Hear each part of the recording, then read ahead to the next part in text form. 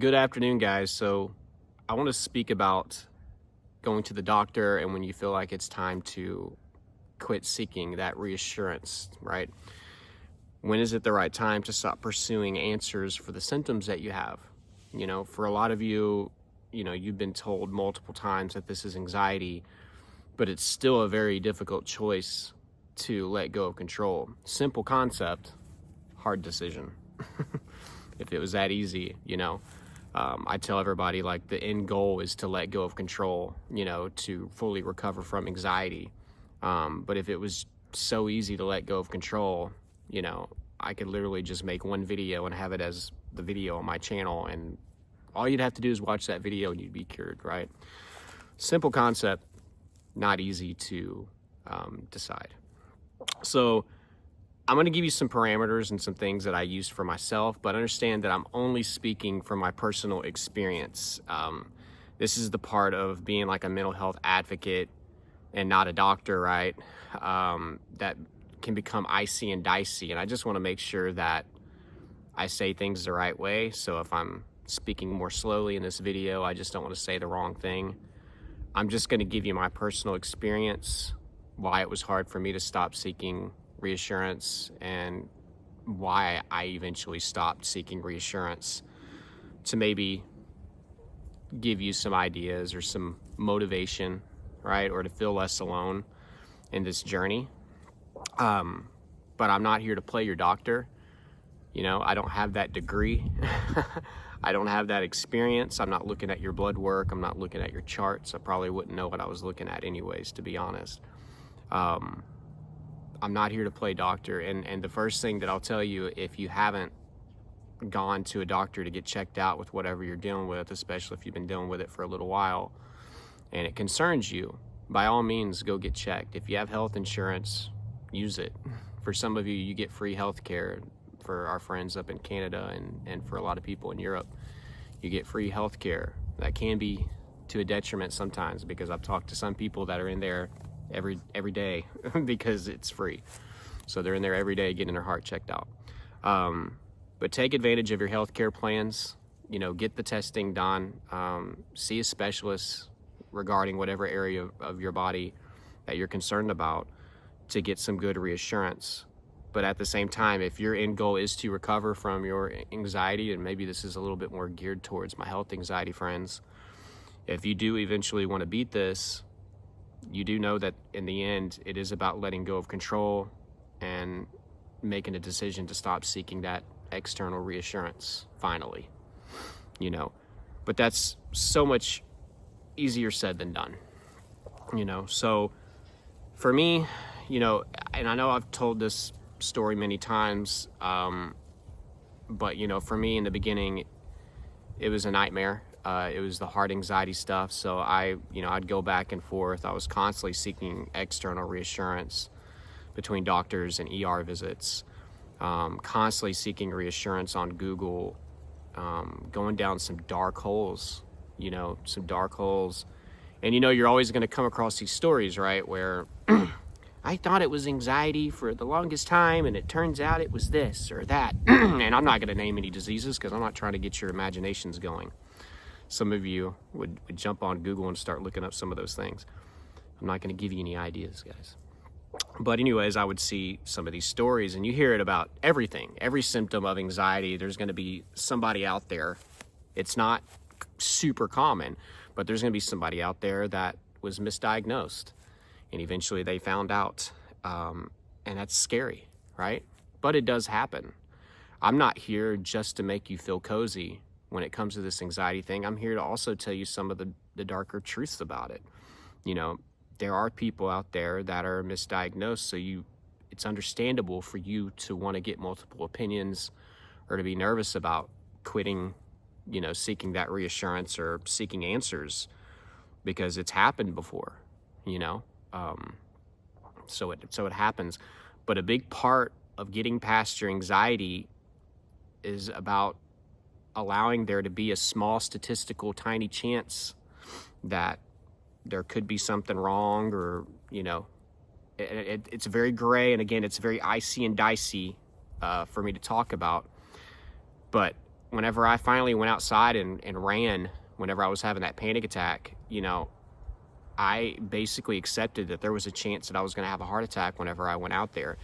The problem for us is we take like a 0.001% and we magnify it into a 50% chance. And that's what I was thinking. But I got to a point to where I was sick of it. I was tired of it. I'd been dealing with it for about 2 years, and I wasn't about to show my face in the ER again to get more testing done and stay in there. I didn't have insurance at the time, so that was a hospital bill for me. And I wasn't going to just sit there. So finally, I had just gotten to a point where I was sick of it, I was tired of it, and I'm willing to take a risk that I thought was so much bigger than what it was. Because I wasn't overweight at that time. I wasn't in the best cardio shape because I'd been avoiding exercise. But I've been told time and time again that there was nothing wrong with my heart. So I think it's safe to say that in that position, and probably for anybody else in that position, it's probably well under 1% chance that anything would happen with my heart, even being out of cardio shape if I went out there and jogged, right? But we make it 50% or higher. And some of you, it's like 90%. I will not go out there and run because I really believe it with all my heart that I'm going to die. But you get to a point to where you're willing to let go of control, and whatever happens, happens. And then you have to see for yourself like it didn't happen, just like it didn't for me. And I was like, oh my God, like nothing happened. Not only did I not die, my symptoms actually feel better. My heart rate is actually lower right now than what it was whenever I was sitting in my bed panicking before I came out here to jog. Oh my God, and I finally was able to let go of control. And that right there helped me recover from my heart anxiety. I didn't go back for any more testing after that. I stopped going to the doctors. I believed it and finally accepted it. So that was the process with that. With other things, I didn't have anything that necessarily made me feel better with my symptoms. I eventually just told myself, I've seen a few different people on this. I've asked for this. I've been denied for this, denied for that. I at least tried.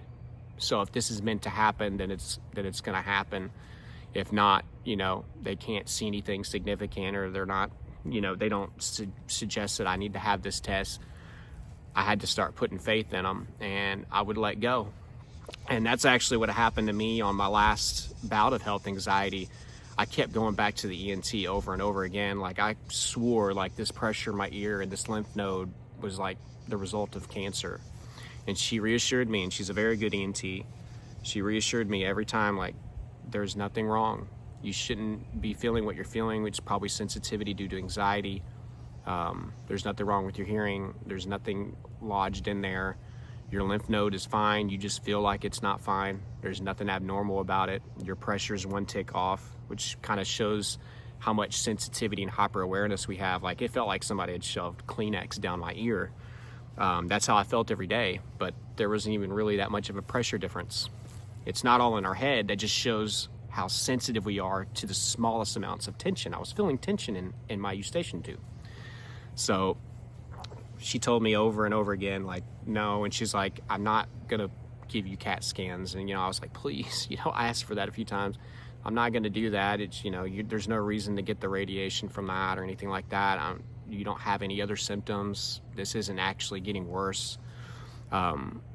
So finally I was just like, look, I did what I could do. And that's also a conversation that you'll have to have with yourself whenever you're ready to let go and to stop going to the doctors. I've done the smart thing. I've gotten checked out. I've been checked out multiple times. I've done what I can do. Aside from just doing it all over again, you can always go back and do it all over again and do it all over again, and you can do it for the rest of your life if you want. But for a lot of you here, you're not wanting to live that type of life. You want a higher quality life. You don't want to always be living in fear. You want to get past this thing and to just let go, to see what's on the other side. The only way that you're going to know is if you fully let go of control while changing your lifestyle and everything and identifying the root causes of your anxiety. You're only going to know if you go all in on acceptance eventually. It's hard to recover, to get better, to get your symptoms to die down and your sensitivity to go down, if you only have 25% acceptance. So that's why the symptoms stay. you know, and you keep chasing it. I've had doctors ask me, do you want me to tell you that you have cancer? Like, do you want me to tell you that? I'm like, no, but it just feels so real, and it is real. The symptoms are real. I mean, anxiety can cause any symptom imaginable, pretty much, you know? But it's getting to a place to where you're willing to accept that there's a tiny chance that there was some misdiagnosis, and some of you don't want to hear that. You know what I mean? Like, you don't like me saying that. You don't want to hear that from me. But that, you know what I mean? It happens, right? It happens. That's why letting go when it comes to health anxiety is such a difficult decision. You feel like you're risking your life, and like, what if I'm not being smart? What if I don't get another opinion? What if they're wrong? That's part of it. That's part of it. You know, you may not hear that from other people, but I just want to be truthful. You know, it's not sunshine and rainbows when it comes to this health anxiety thing. For me, I feel like it's very complex. It's probably one of the most complex forms of anxiety there is, everything involved. We think we're literally dying from our symptoms. There's the reassurance. A lot of you have panic disorder associated with it. Obviously, generalized anxiety disorder. The symptoms aren't just uncomfortable to us. We think that they're symptoms of a disease, or that's what we're really afraid of. And then you throw in the fear of just death, the existential anxiety. It's complex. But there's some other things that I did for myself, and these are just things. These were rules for myself. I can't make you your rules, okay? Again, I'm not your doctor. I don't want to tell anybody anything dangerous, but for me personally, you know, I would eventually start asking myself questions, and this is especially after I got out of my heart anxiety. I wasn't this advanced into my thought processes or progressions or anything like that. But later on, I started to ask myself, you know, was I able to get some sleep last night? Yeah. Does it go away when I sleep? Sure. And I'm not saying any of this stuff to scare you. Some of your anxiety is so bad that you're not getting sleep. Some of your anxiety is so bad, like the next thing I was going to say was like, whenever I get distracted, does it tend to go away? Yeah, sometimes, yeah. Whenever I get really deep in thought about something or busy with my hands, it seems to at least fade. And I get it. Some of you are like, I can't even get distracted from it. It's still there. I've had those symptoms too, okay? I'm just giving you some ideas. So like, if I can come to the conclusion that I'm getting sleep, there's no severe symptoms. There's no bleeding. I'm not throwing up or anything. At least I know you can throw up with anxiety, but I wasn't vomiting from anxiety.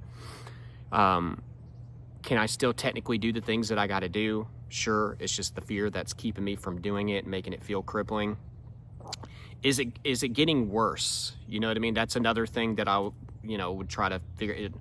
Is it worse now 2 months later than it was whenever I first felt it? Usually for a lot of us, when we first feel something, it's terrifying. So it's a lot worse at that time. So eventually our acceptance gradually gets a little bit better. We're still worrisome, but we've been to a few doctors, and usually we're able to kind of let go and over time, right? So the idea is that the symptom gets better. So my thing is like, disease is progressive, right? If it was really, really serious, it would continuously get worse until I would have to go to the hospitals. But those are just a few little things that I would toss around with myself whenever making the decision to stop seeking reassurance. If you want more help with your anxiety recovery, including health anxiety, which is what we were talking about today, my course, ELITE ANXIETY BOOTCAMP, has got you covered. It's in the description and in the first pinned comment. Close to 100 videos. It's going to take you into an in-depth step-by-step process on how I was able to recover from those things. Check that out. A lot of bonus downloadable materials and tools that are going to help you with that process. My coaching info is down there as well.